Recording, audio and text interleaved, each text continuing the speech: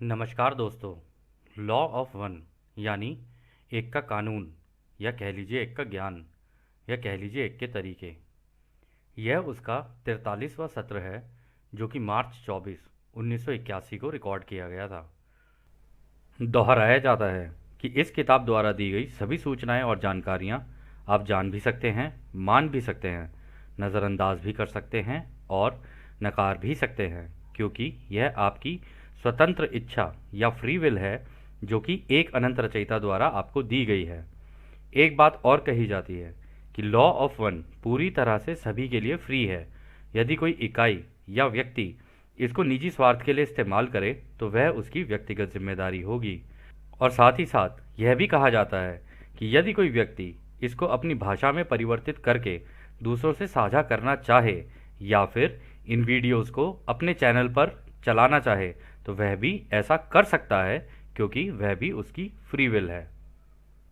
तो जैसा कि राह हमेशा कहते हैं, हम राह हैं, हम आपका स्वागत एक अनंत रचयिता के प्रेम और रोशनी में करते हैं। इससे पहले कि हम संवाद करें, क्या हम कार्ला के भौतिक शरीर को छुए बिना उस वस्तु को ठीक से रखने का अनुरोध कर सकते हैं जो कार्ला के सिर पर दबाव डाल रही है या हमारे संपर्क में कुछ बाधा डाल रही है। तो दोस्तों, यहाँ पे कार्ला के सर के पीछे की तरफ ना कोई चीज़ रखी हुई थी, जिसकी वजह से ना ये जो कनेक्शन था, क्योंकि आपको याद होगा राह ने कहा था कि ये बड़े नैरो बैंड वाइब्रेशन से बात कर रहे हैं, तो इस वजह से वो संपर्क में कहीं दिक्कत आ रही थी। तो डॉन कहते हैं, वह तकिया है या कुछ और है? क्या आप गर्दन के नीचे रखे तकिए की बात कर रहे हैं? तो राह कहते हैं, सिर के ऊपरी भाग में कुछ है जो बाधा दे रही है। तो डॉन कहते हैं, यह है। डॉन कार्ला के सिर से 3 इंच ऊपर चादर में 2 इंच की सतह पाता है और उसे सपाट कर देता है। क्या यह है? तो राह कहते हैं, यह सही है। कृपया सर के ऊपरी भाग से इसकी दूरी बढ़ाएं। तो यानी कि कार्ला के सर के पीछे जो चादर थी ना, वो थोड़ी सी ना मतलब गोल होकर उसके सर की तरफ हो गई थी। और क्योंकि ये कनेक्शन जो है वो सर की तरफ से बन रहा होता है, सर के पीछे की तरफ से बन रहा होता है, क्योंकि रूट ऑफ द माइंड में इंफॉर्मेशन जारी होती है, तो वहाँ पे ब्लॉकेज आ रही थी। तो उन्होंने फिर उसको सीधा करके थोड़ा सा दूर कर दिया। तो फिर आगे डॉन कहते हैं, क्या यह संतोषजनक है? तो रा कहते हैं, हाँ है। तो यानी कि जब वो ठीक कर देते हैं तो रा उन्हें बताते हैं कि हाँ अब ठीक है, अब कनेक्शन सही बना हुआ है। तो अगला सवाल डॉन करते हैं, मुझे खेद है कि हम इस पर ध्यान नहीं दे सके। तो रा कहते हैं, कोई बात नहीं, अब हम संवाद करते हैं। तो डॉन सवाल करते हैं, मैं पिछले सत्र में बाकी बचे अंतिम सवाल को लेने का प्रयास करूंगा, अगर आप उसका उत्तर दे सकें तो। मुझे नहीं पता कि इसका कोई महत्व है या नहीं, लेकिन अभी अभी मेरे दिमाग में आया कि मवेशियों यानी गायों और भैंसों के जिस कटे हुए अंगों को हटाया जाता है वो हिस्से हर बार एक जैसे होते हैं, और मैं सोच रहा हूँ कि क्या यह ऊर्जा केंद्रों से संबंधित था। यदि ऐसा था तो वे क्यों महत्वपूर्ण थे? तो दोस्तों, यहाँ पर ये जो गायों और भैंसों के जो कटे हुए अंगों की बात हो रही है ना, यहाँ पे उसकी बात हो रही है कि एक समय में ना अमेरिका में हुआ क्या था कि इनको बोलते हैं कैटल म्यूटिलेशंस। तो हुआ क्या था कि गायें और जो भैंसें होती हैं और जो जानवर होते हैं, जो मतलब पालतू जानवर होते हैं जो लोगों ने पाल रखे होते हैं, उनके ना जो रिप्रोडक्टरी अंग होते हैं, मतलब जो अपना क्या कहते हैं एक्सक्रीटा करने के लिए या फिर अपने जो प्रजनन के लिए जो इस्तेमाल करते हैं, वो सारे अंग ना उनके काटे जा रहे थे। अब वो कौन काट रहा था, रात में आके कौन कर रहा था, तो इसका पता नहीं चल पा रहा था। इसके ऊपर एक डॉक्यूमेंट्री भी बनी हुई है, स्किन वॉकर रैंच। लेकिन वो भी फिर आपको, अगर आप देखोगे तो आपको डर ही लगेगा उसको देख के। तो उसको देखने का कोई फ़ायदा वैसे तो नहीं है, लेकिन आपकी इच्छा है, हमने बस अपनी इन्फॉर्मेशन के लिए शेयर कर दिया आपसे। तो राइस का जवाब देते हैं, यह मूल रूप से सही है यदि आप समझ सकें कि ऊर्जा केंद्रों यानी चक्रास और अलग अलग विचार रूपों के बीच एक संबंध है।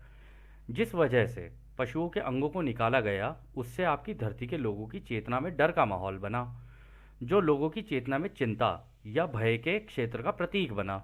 तो वो कह रहे कि देखो, जो आप सोच रहे होते हो, जो आप महसूस कर रहे होते हो ना, उसका असर जाके आपके चक्रों के ऊपर पड़ता है। और जब ये सारी चीज़ें चल रही थी ना, ये अंग निकालना गाय भैंसों का और ये सारी चीज़ें चल रही थी, इसकी वजह से आपके यहाँ पर एक डर का माहौल बन गया लोगों के बीच में। जिसका आपकी चेतना पे जाके इम्पैक्ट पड़ा, यानी आपकी कॉन्शियसनेस पे जाके इम्पैक्ट पड़ा, और लोग चिंता और भय के अंदर चले गए। फिर अगला सवाल डाउन करते हैं, क्या आप यह कह रहे हैं कि हटाए गए ये हिस्सों का संबंध हमारी तीसरी घनत्वता वाले इंसानी रूप की सामूहिक चेतना से है, और इस डर का किसी तरह से दूसरी घनत्वता की इकाइयों द्वारा उपयोग किया जा रहा है? या ठीक से पूछता हूँ, क्या विचार रूप इकाई इस अंग भंग के काम को करती है? तो यहाँ डॉन कहते हैं, अच्छा तो इसका मतलब हम सबकी जो चेतना है, मतलब हमारी कलेक्टिव कॉन्शियसनेस है, उससे इसका लेना देना है, क्योंकि अगर डर फैलेगा तो फिर सभी के अंदर ही फैल जाएगा। तो फिर उसके बाद वो ये कहते हैं कि क्या ये दूसरी घनत्वता, यानी जो दूसरी घनत्वता में जानवर होते हैं, ये सारे इन लोगों ने किया है क्या? तो राय इसका जवाब देते हैं, आपने बाद में जो कहा वो सही है। विचार रूप इकाई का भोजन डर होता है। इस प्रकार वे सिंबोलॉजी के सिस्टम के अनुसार सटीक नुकसान करने में सक्षम हैं। दूसरी घनत्वता के अन्य इकाइयाँ जिनके बारे में आप बात करते हैं, उन्हें खून की ज़रूरत होती है। तो दोस्तों, यहाँ पर जो इन्होंने कहा ना, विचार रूप इकाई का भोजन डर होता है, यानी यहाँ पे भूतों और पिशाचों की बात हो रही है। और यहाँ पर उन्होंने सिम्बोलॉजी का बात की है ना।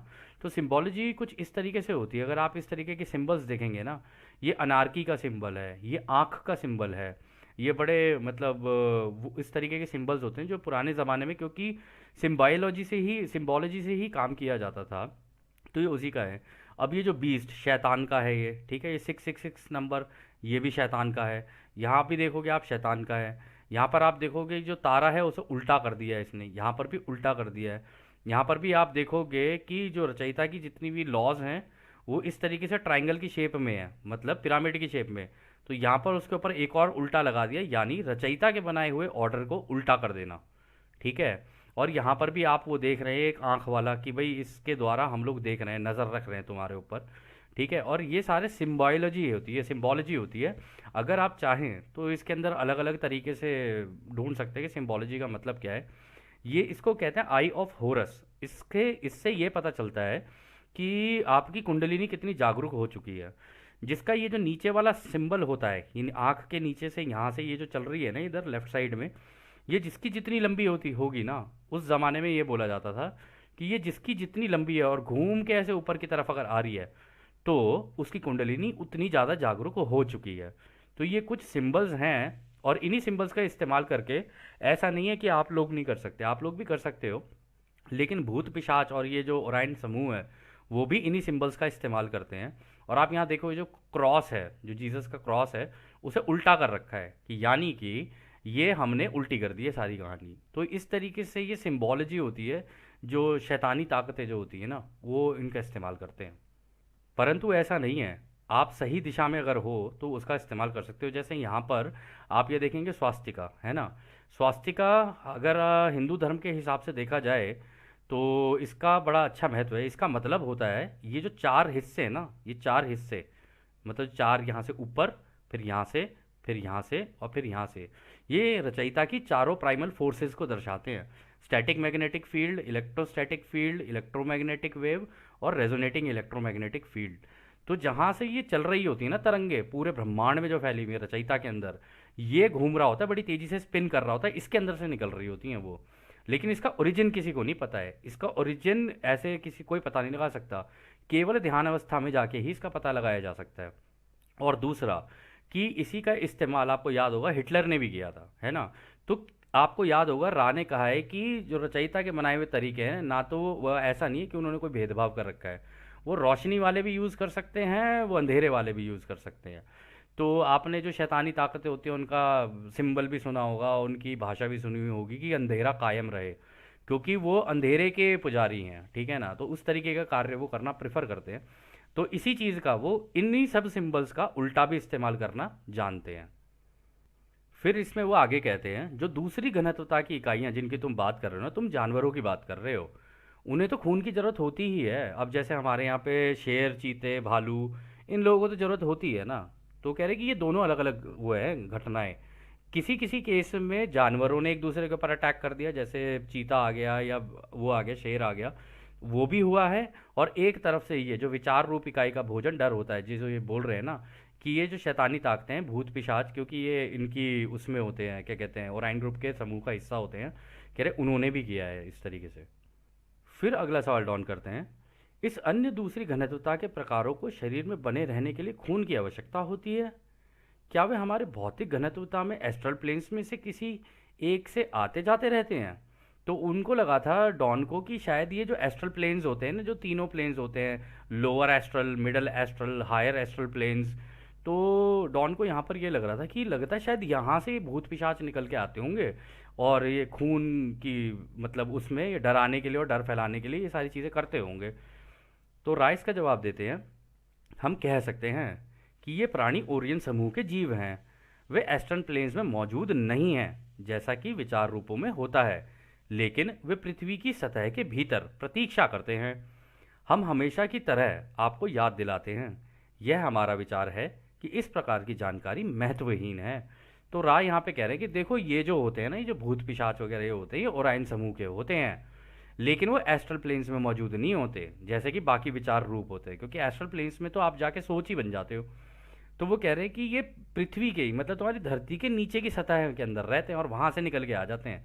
तो आपने भी दोस्तों कभी कभी सुना होगा कि जैसे पहाड़ों में भी इधर उधर लोग बोलते हैं कि भाई रात में नहीं निकलना चाहिए, या नदी किनारे रात में नहीं जाना चाहिए। तो ये जो पहले के लोग बोलते थे वो इसीलिए बोलते थे क्योंकि रात में पावर्स एक्टिवेट हो जाती हैं और फिर उसके बाद लोगों के ऊपर अटैक करना शुरू कर देती हैं। परंतु ऐसा नहीं है, ये उनके ऊपर ही अटैक कर सकती हैं जो डरपोक हो। जो डरपोक नहीं है ना, जो इनको भी प्रेम और रोशनी में खींच ले, उसको फिर ये कुछ नहीं कर सकते। उनसे इनको डर लगता है। फिर अगला सवाल डॉन करते हैं, मैं आपसे तहे दिल से सहमत हूँ, लेकिन मैं कभी कभी किसी भी चीज़ की जांच से पहले असमंजस में पड़ जाता हूँ कि यह मुझे बेहतर समझ की ओर ले जाएगी या नहीं। मुझे ऐसा लगा कि इसका संबंध किसी तरह उन ऊर्जा केंद्रों से है जिनके बारे में अभी हम बात कर रहे थे। मैं कुछ कहने जा रहा हूँ, और क्या आप इसे सुधारने के लिए कोई टिप्पणी कर सकते हैं? जब रचयिता की रोशनी रंगों या ऊर्जा केंद्रों में अलग या विभाजित होती है, तो रचयिता के साथ फिर से एक होने के लिए ऊर्जा केंद्रों को ठीक उसी तरह से संतुलित होना चाहिए जैसे कि विभाजित रोशनी रचयिता से उत्पन्न हुई है। क्या यह सही है? तो दोस्तों सवाल तो बहुत अच्छा पूछा उन्होंने। उन्होंने कहा क्योंकि रचयिता तो एक ही रोशनी है, लेकिन हमारे चक्रास जो होते हैं वो अलग अलग लेवल पे बैलेंस हो रहे हैं। उस रोशनी को जब वो 7 भागों में बट जाती है तो कहाँ पे कितनी पड़ती है वो अलग अलग विभाजित हो जाती है। तो अगर हमें रचयिता की तरफ जाना है तो क्या इन सब का संतुलन बनाना पड़ेगा ताकि वो एक जैसी चमक हो जाए, मतलब जो रचयिता की असली रोशनी है वैसी चमक हो जाए और हम रचयिता की तरफ निकल जाएं। क्या ऐसा होता है? तो राइस का जवाब देते हैं, इस सवाल का एक सरल जवाब देना लगभग असंभव होगा। हम उस केंद्रीय विचार पर ध्यान केंद्रित करके सामान्य तरीके से समझाते हैं जिसके लिए आप प्रयास कर रहे हैं। हमने पहले भी कई बार बताया है कि हर ऊर्जा केंद्र को अधिकतम सक्रिय करना महत्वहीन है। इसके बजाय यह महत्वपूर्ण है कि सभी ऊर्जा केंद्रों में संतुलन हो। इसके कारण का आपने सही अनुमान लगाया है। तो दोस्तों रा ने दोबारा बोल दिया। रा ने बोला है कि कोई एक चक्र तुम्हारा तेजी से एक्टिवेट हो जाए, मतलब वो ज़्यादा चमक आ गई उसके अंदर, तो कह रहे इसका तो कोई फ़ायदा है ही नहीं। कुछ लोग आपने देखे होंगे वो दिल के खुले तो होते हैं लेकिन मुंह से बटर बटर बटर बटर बोलते ही रहेंगे, जबकि शांत होने की ज़रूरत होती है, सामने वाले को सुनने की ज़रूरत होती है। कई लोग ऐसे होते हैं दिल से इतने खुले होते हैं, वो दूसरे के ऊपर बिल्कुल ही इतना प्रेम बिखेर देते हैं कि फिर उसका प्रेम लेना ही मुश्किल हो जाता है, तो उनके पास भी संतुलन नहीं होता। कुछ लोग गुस्से में इतने होते हैं कि भाई उनका गुस्सा भी झेलना मुश्किल हो जाता है। तो ऐसे में ये पता चलता है कि ये जो व्यक्ति है ना सामने वाला, ये असंतुलित है, इसके चक्रास में ब्लॉकेज है, डिसबैलेंस हो रखे हैं इसके चक्रास। कोई एक चक्रा है जो ज़रूरत से ज़्यादा एक्टिवेट है, उसकी वजह से ये व्यक्ति इस तरीके से एक्शन ले रहा है। और वो एक्शन लेने का कारण भी उसके अनुभव हैं।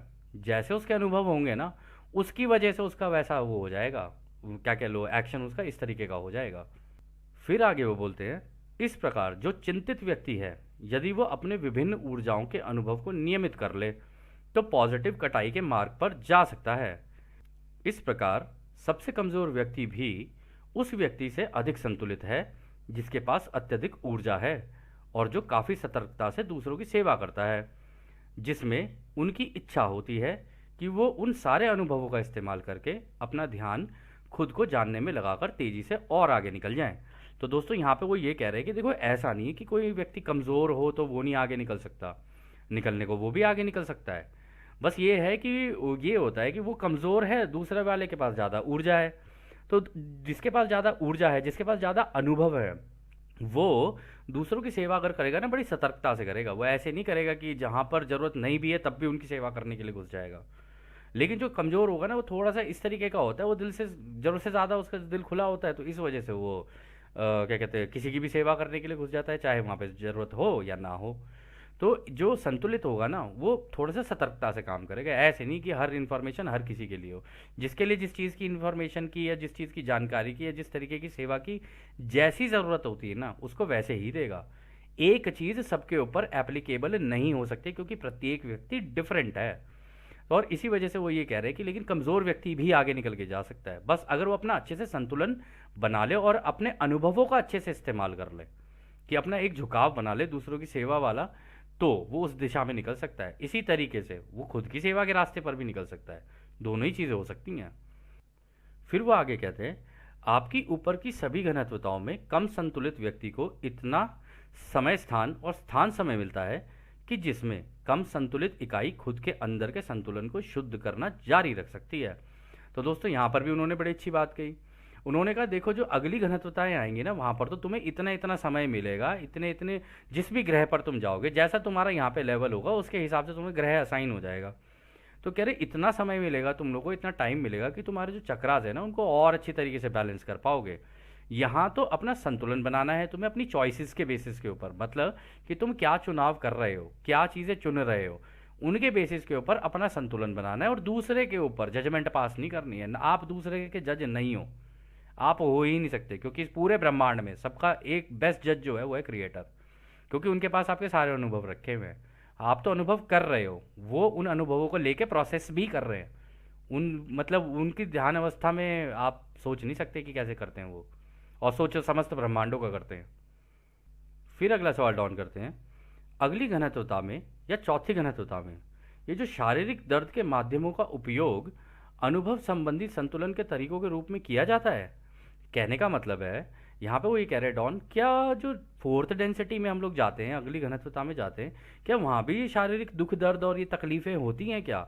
और उनका इस्तेमाल करके क्या हम लोग अपने चेतना में एक्टिवेट होके और आगे निकलते हैं, अपना संतुलन बनाते हैं उसमें भी? तो रा कहते हैं, शारीरिक पीड़ा का उपयोग बहुत ही कम होता है। यह केवल चौथी घनत्वता के शरीर का अंत करने के लिए होता है। वहाँ शारीरिक दर्द को इतना गंभीर नहीं माना जाता है कि इसका इलाज किया जाए, जैसा कि तीसरी घनत्वता में होता है। चौथी घनत्वता में मानसिक और आध्यात्मिक दर्द के माध्यम का इस्तेमाल किया जाता है। तो दोस्तों, ये भी बहुत अच्छी बात बताई उन्होंने चौथी घनत्वता के बारे में। उन्होंने कहा कि देखो, जो फिजिकल जो दर्द होता है ना, कह रहे वो तो तुम्हें नहीं होगा इतना। वो इसलिए नहीं होगा तुम लोगों को क्योंकि मोस्ट ऑफ द टाइम तो तुम ध्यान अवस्था में बैठे रहोगे। जब तुम ध्यान अवस्था में बैठे रहोगे तो तुम मेडिटेशन की प्रैक्टिस कर रहे होगे वहाँ पे, कि भाई मेरे थॉट्स किस तरीके से चल रहे हैं, मैं उनको किस तरीके से संतुलित करूँ। तो यहाँ पे वो कह रहे हैं कि वहाँ पर इतना फ़र्क ही नहीं पड़ता। तीसरी घनत्वता के जैसे तुम्हें अपने शरीर का ध्यान देने की ज़रूरत ही नहीं पड़ेगी, क्योंकि तुम्हारे को सारी चीज़ें तुम लर्न कर चुके होगे। अपने शरीर को कैसे हील करना है, क्या किस तरीके से आगे बढ़ना है, चोट लग भी जाए तो उस चोट को कैसे सोच का इस्तेमाल करके उसको ठीक कर लेना है, या अपनी बॉडी के ही तरीकों का इस्तेमाल करके अपनी मेडिटेशन में जाके उसको हील कर लेना है। तो वहाँ पे शारीरिक दर्द तो इतना नहीं होता। हाँ, वो जब आखिरी दर्द तभी होता है जब वो शरीर का अंत हो रहा होता है। तो वो इसमें भी ये कहते हैं वहाँ पर ज़्यादातर जो काम होता है वो होता है मेंटल एफर्ट और आध्यात्मिक दर्द। यानी आपको वहाँ पर लर्निंग बहुत हायर लेवल की होगी। तो एक तरीके से एक तो समझना, जानकारियाँ उनको प्रोसेस करना अपने दिमाग के अंदर, वो एक तो सबसे बड़ी प्रॉब्लम होती है कि भाई उसको ओवरकम करना, कि वो सीखना है, क्योंकि बहुत हायर लेवल की स्टडीज़ होती हैं। ये जो लॉ ऑफ वन है अभी, इसी को ही अभी आप लोग अगर नोटिस करोगे, थोड़ा सा प्रोसेस करने में आप लोगों को थोड़ी सी दिक्कत होती होगी। लेकिन जितना आप लॉ ऑफ वन बार बार देखते जाओगे ना, धीरे धीरे आपके अंदर समा जाएगी, आपका बिहेवियर भी इसी के जैसा हो जाएगा। और जैसे आप हायर डेंसिटीज़ में जाओगे, इससे भी और हायर एंड की स्टडीज़ आएंगी। मतलब एक एक चक्र के अंदर अंदर क्या होता है, अंदर प्रोसेसिंग कैसे होती है, दिमाग के अंदर कहाँ कहाँ पे प्रोसेसिंग होती है, शरीर के अंदर कहाँ कहाँ प्रोसेसिंग होती है। आप एक एक अपनी जो वो होती है ना, नस होती है शरीर की, उस तक को जान जाओगे आप, अंदर एक एक कण को जान जाओगे अपने शरीर के। तो उसके लिए मेंटल एफर्ट भी लगाने होते हैं, और मेंटल एफर्ट लगाते लगाते आप उस लेवल पे भी पहुंच जाते हो कि आप दिमाग की शक्ति का इस्तेमाल करके टेलीकिनेसिस, मतलब इसी हवा में से चीज़ें कैसे बनाते हैं, तो ये सारी चीज़ें ना आप सीखते हो वहाँ पे। आप एक बहुत ही हायर एंड की सभ्यता बन रहे होते हो। ये जो अभी हम लोग कर रहे हैं ये तो बहुत बेसिक चीज़ें हैं, अभी तो हम लोग सारी चीज़ें हाथ पाँव से कर रहे होते हैं। वहाँ पे हाथ पाँव का कम इस्तेमाल, मेंटल एक्सरसाइजेज का ज़्यादा इस्तेमाल है, कि दिमाग का इस्तेमाल करके, इन्हीं तरंगों का इस्तेमाल करके चीज़ों का निर्माण कैसे किया जाए। क्योंकि क्रिएटर तो आप, क्योंकि क्रिएटर बनने की दिशा में हो ना, आप ये सोचो कि आप वहाँ से सीखना शुरू करोगे कि भाई मैं इसी हवा में से चीज़ें कैसे बनाऊँ। वो बनाते बनाते कभी आपसे गलती हो जाएगी, कभी आप थोड़ा उल्टा सीधा बना दोगे, फिर ऐसे करते करते करते करते आपको सारी लर्निंग करनी होती है अपनी वहाँ पे, जो कि जानने में जिस हिसाब से राह ने बताया बड़ी सुंदर है, कि आप केवल मेंटल एफर्ट से सारे काम कर रहे होगे। फिजिकल आपका कोई ज़्यादा काम होगा नहीं वहाँ पे। हाँ, फिजिकल ये हो सकता है कि जैसे आपको उस बाकी ब्रह्मांडों में जाके दूसरी सभ्यताओं को देखना है, तो आप अपने क्राफ्ट बना के उनके अंदर घूमने निकल गए देखने के लिए कि दूसरी सभ्यताएं क्या कर रही हैं। हालांकि ये काम भी वो लोग वहीं बैठे बैठे चौथी घनत्वता में एक ही जगह से बैठे बैठे पूरे ब्रह्मांड को एक्सेस कर रहे होते हैं। इतनी हायर एडवांस सिविलाइजेशंस होती हैं ये। खैर, तो अगला सवाल डॉन करते हैं। शारीरिक दर्द चौथी घनत्वता के अंत का हिस्सा क्यों है? यानी कि चौथी घनत्वता में जीवन के समाप्त होने पर ही दर्द क्यों होता है?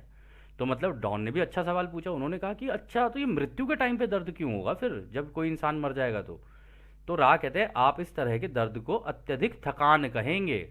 तो वो कह रहे हैं कि भाई बॉडी ना पूरी उसमें चली जाती है, बूढ़ी हो जाती है, वहां पर भी बॉडी, बुढ़ापा तो तुम्हें आएगा, लेकिन हाँ लंबी जिंदगियां होंगी, लेकिन बुढ़ापा तो तुम्हें आएगा ही ना। तो अंत में जाके तो शरीर थक ही जाएगा ना तुम्हारा। तुम इतना मेडिटेट कर रहे हो, इतना अपने मेंटल एफर्ट मार रहे हो, और दोस्तों आप लोग सच बताएं आपको, शारीरिक काम में इतनी थकावट नहीं होती जितनी आपकी मेंटल काम में थकावट होती है। आप देख लो जरा, अगर आप लैपटॉप पे पूरे पूरे दिन बैठ के काम करके देखो जरा, एक ही कुर्सी पे बैठे हो जबकि आप हिल नहीं रहे हो कहीं इधर उधर। लेकिन डिप्रेशन में ज़्यादातर वो लोग जाते हैं, या परेशानियों में वो लोग जाते हैं जो इस तरीके से लैपटॉप के सामने घंटों घंटों बैठ के एक ही काम को करे चले जा रहे हैं, और फिर वो अपना मेंटल दिमाग का जो इस्तेमाल कर रहे होते हैं इस वजह से।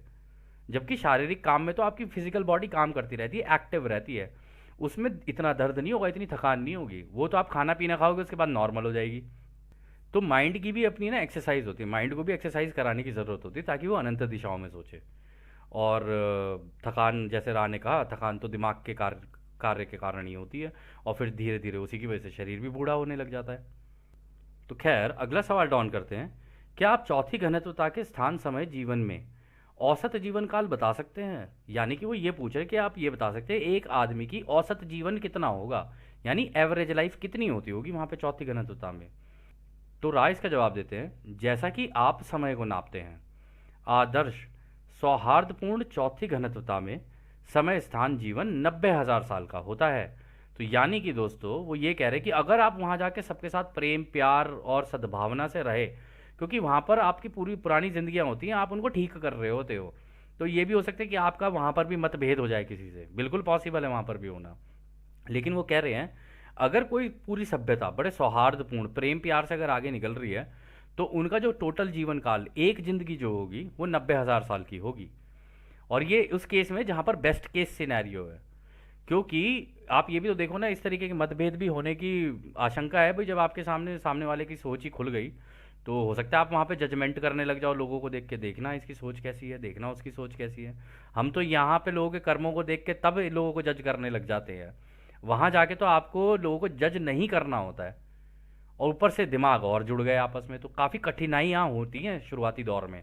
ऐसा नहीं होता कि आप एक ही बार में सारा कुछ सीख जाओगे, कि टेलीपैथी तो हो गई एक्टिवेट, हो गए सारे आपस में एक दूसरे से जुड़ गए, लेकिन वो प्रेम प्यार को वो आप कर नहीं पा रहे हो। हालांकि वहाँ पर आप दूसरे को दर्द जैसे ही दोगे ना, वो दर्द का एहसास आपको भी होगा, दोनों चीज़ें होंगी आपके साथ।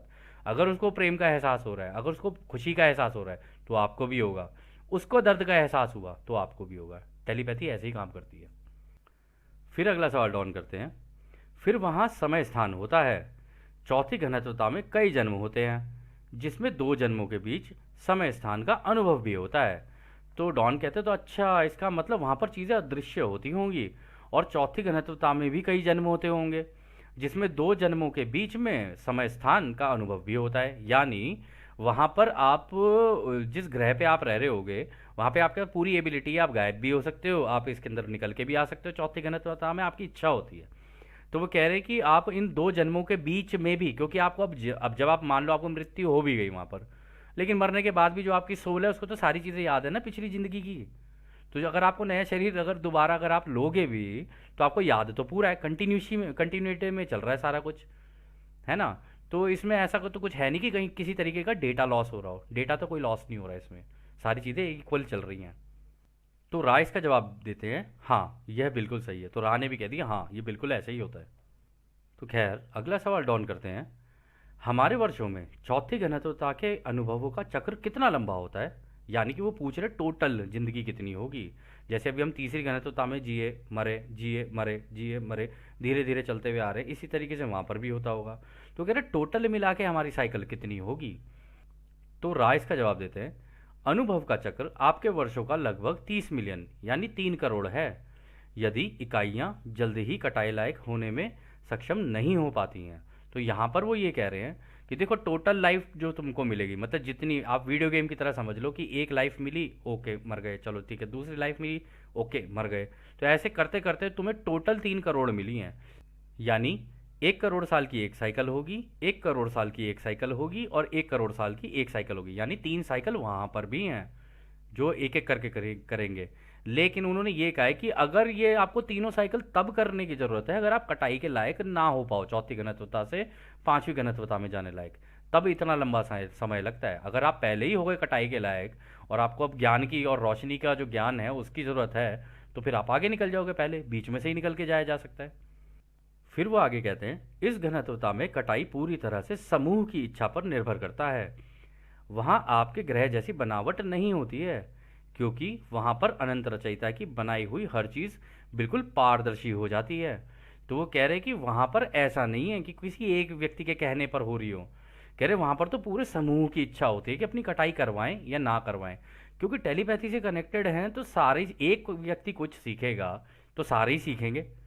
तो इसीलिए वहाँ पे जब आगे निकलते हैं तो पूरा झुंड ही आगे निकलता है एक साथ। ये हो सकता है कि जैसे मान लीजिए कि हो सकता है साइंटिफिक लेवल पे वहाँ पे जाने के बाद आप में से या हम में से कोई बहुत एडवांस्ड हो, ठीक है, उसका दिमाग बड़ा तेज चलता हो, परंतु एक ऐसा व्यक्ति भी है जिसका साइंस का बैकग्राउंड ही नहीं है, उसे पता ही नहीं है, लेकिन वहाँ जाके जब टेलीपैथी ही कनेक्ट हो गई तो उसको भी तो ज्ञान मिल ही जाएगा ना। जब जो भी उसमें, ऐसा नहीं हो सकता कि कोई ज़्यादा ज्ञानी है किसी से, कोई किसी से कम ज्ञानी है, ऐसा नहीं हो सकता। जिस एक ने अगर कुछ भी चीज़ अटेन कर ली तो बाकी सारे भी अटेन करेंगे उसके साथ, इस तरीके से चलता ही है। और क्योंकि वहाँ पे चीज़ें बिल्कुल पारदर्शी हो जाती हैं, यानी वहाँ पे सबको टेलीपैथी से कनेक्ट हो जाता है और तुम्हारे आसपास के एनवायरनमेंट से भी तुम टेलीपैथी से कनेक्ट हो जाते हो, तो इसलिए सारी चीज़ें पारदर्शी हो जाती हैं। तो फिर अगला सवाल डॉन करते हैं, फिर तीसरी और चौथी घनत्वता के बीच कटाई में बड़ा अंतर यह है कि तीसरी घनत्वता के अंत में व्यक्ति की कटाई व्यक्तिगत वॉयलेट रे के कार्य के हिसाब से होती है, लेकिन चौथी घनत्वता में यदि सबका वॉयलेट रे बराबर है तो पूरा समूह पांचवी घनत्वता में जाने के लिए कटाई योग्य हो जाना चाहिए। तो सवाल अच्छा है उनका, डॉन का। उन्होंने कहा कि इसका मतलब जैसे हमारी तीसरी घनत्वता में हर व्यक्ति को अपने अपने ऊपर काम करना होता है और जो अंत में जाके जो संतुलन की चमक बनेगी वो उसके वायलेट रे में बनेगी।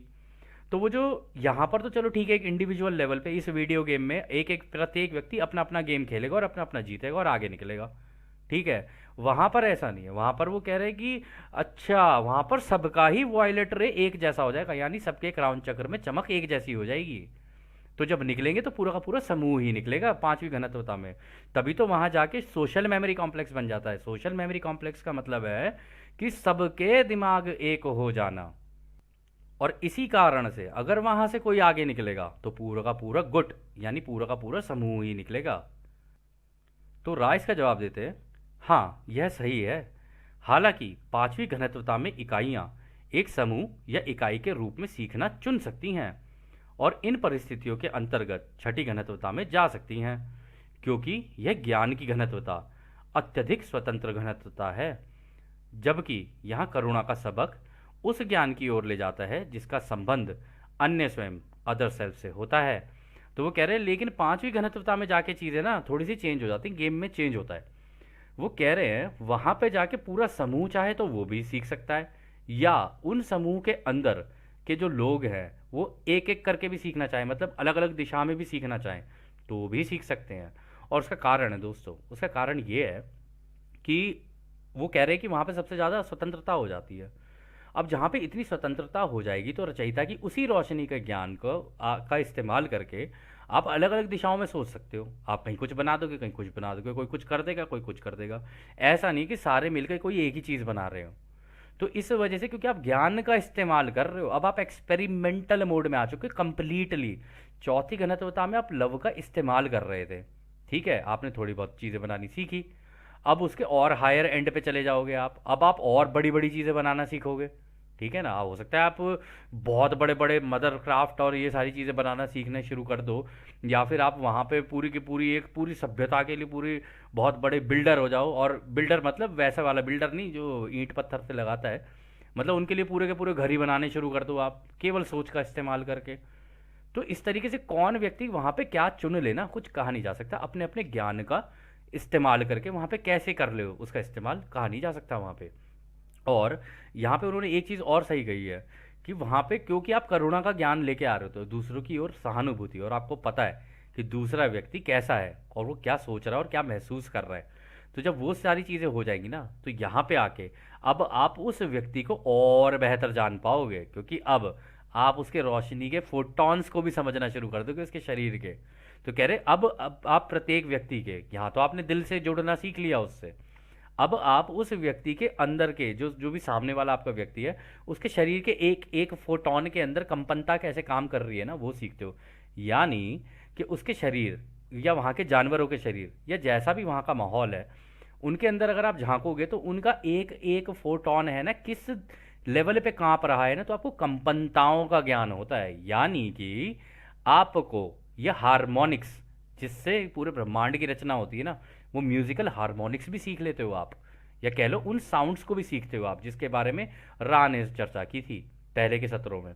तो कह रहे तुम वो अंदर का ज्ञान लेना शुरू कर देते हो, और जब वो लेना शुरू कर देते हो तुम प्रत्येक चीज़ की अलग अलग कंपनता को समझना शुरू कर देते हो। और जब तुम्हें वो आ जाएगी फिर तो तुम मिक्स एंड मैच, फिर तो तुम एक्सपेरिमेंटेशन मोड पे आ गए ना। तुमने इस कंपनता का उठा के इसके साथ मैच कर दिया, उस कंपनता का उठा के उसके साथ मैच कर दिया, तो कोई नई सी ही चीज़ बना दी, है ना। तो आप बिल्कुल एक साइंटिस्ट की तरह काम करने लग गए। तो वहाँ पे इस तरीके का हो जाता है सारा सिनेरियो। फिर अगला सवाल डॉन करते हैं, तो क्या छठी घनत्वता में कटाई पूरी तरह से सिर्फ समूह की होती है, क्योंकि फिर से हम करुणा के साथ ज्ञान का उपयोग भी कर रहे हैं। तो रा कहते हैं हाँ यह बिल्कुल सही है। तो कह रहे छठी घनत्वता में जिसमें रा है, तो कह रहे तो वहाँ पर आपके यहाँ पर क्या सारे के सारा पूरा झुंड ही निकलेगा एक साथ। तो कहते हैं हाँ यही होता है हमारे साथ, हम पूरा पूरा झुंड एक साथ ही निकलेगा। क्योंकि दोस्तों ये एक बात सोचने वाली है यहाँ पे, जब रा इस किताब को हम लोगों को चैनल कर रहे हैं, हम लोगों को बता रहे हैं, तो रा ने कहा था कि तुम मुझसे बात करो, किसी एक से बात करो, तो बात एक ही है, तुम हम सबसे बात कर रहे हो। तो इसका मतलब सीख सारे एक साथ रहे हैं वहाँ पर भी, और सिखा भी सारे एक साथ रहे हैं। क्योंकि आपके क्वेश्चंस उनके लिए, तो वो अपनी पूरी रिपॉजिटरी चेक करेंगे ना, अच्छा ये वाला हम में से और या इस पूरे समस्त ब्रह्मांड में से सेम प्रॉब्लम किसके पास थी। तो जैसे हम गूगल पे सर्च करते हैं ना कि ओ ये दिक्कत आ गई, फिर वो गूगल पे सर्च करोगे तो फिर गूगल से कुछ सोल्यूशन निकलेगा इस तरीके से। इसी तरीके से हम लोग यहाँ से सवाल करते हैं, तो ऐसे निकाल के पूरे ब्रह्मांड में से निकाल के जानकारी दे रहे होते हैं आपको, और कह रहे होते हैं अरे वाह ये तो कुछ नए तरीके का सवाल आया है। अगर कुछ नए तरीके का सवाल होगा तो उनकी रिपॉजिटरी में ऐड हो जाएगा, यानी उनके उस गूगल के अंदर ऐड हो जाएगा। और एक बार उसके अंदर ऐड हो गया तो फिर उनका गूगल और ज़्यादा, जैसे आर्टिफिशियल इंटेलिजेंस गूगल की वजह से एकदम आज की डेट में इतनी पावरफुल हो गई है ना, क्योंकि सब लोगों ने अपनी सारी जानकारियाँ गूगल पे डाल रखी हैं, सबकी जानकारियाँ गूगल पे ही हैं, आप ये सोच लो। तो इस वजह से एआई का निर्माण हुआ। इसी तरीके से वो भी अपना निर्माण कर रहे होते हैं। ये सारी इन्फॉर्मेशन घूम फिर के रचयिता के दिमाग में ही जारी होती है, क्योंकि तरंगों के द्वारा है और तरंगे ही रचयिता हैं। तो रा ने बोल दिया हाँ ये बिल्कुल ऐसे ही है, हम तो पूरे के पूरे झुंड ही निकलता है फिर हमारा एक साथ आगे।